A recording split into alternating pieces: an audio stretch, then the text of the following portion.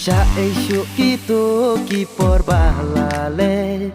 jing im kabak men bat pi Kisah no tang ha ki jim ken mau ia ki por nong kena jong ni ngadang yai ken mau bangi ya le kai ngintip shu ya kadum kasha kat no ngiyak men bat ngia snoba ya jing nim chu perwa men ta ngila he bat ngila san nga ker men jing yet kan ne chu nong la nga ma ki jing phiao si ya jing men ha nga pi a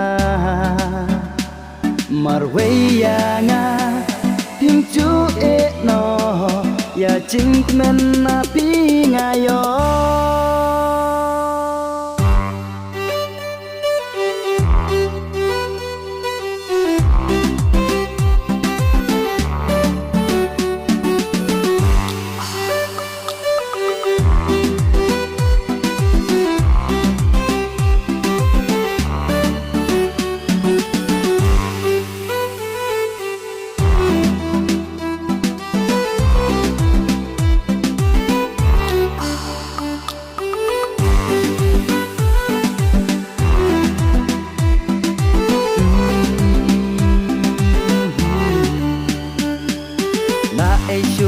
Shem ki lok kumpi lang wat sau dong per te pi ai don reng kat man la ki por ha chin char kem e no marwe men ta ngila he bat ngila san nga ker men jing yet kan ne chu nong la nga ma ki jing phiao si ya jing men ha nga pi a marwaya nga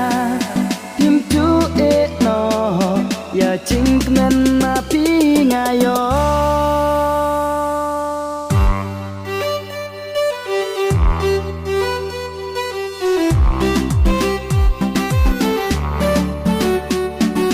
la nga ma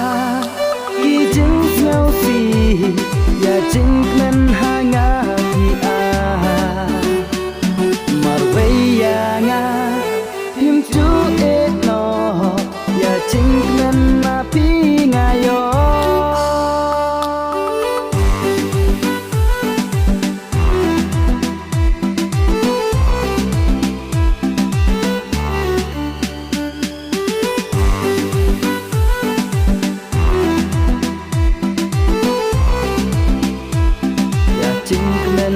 pi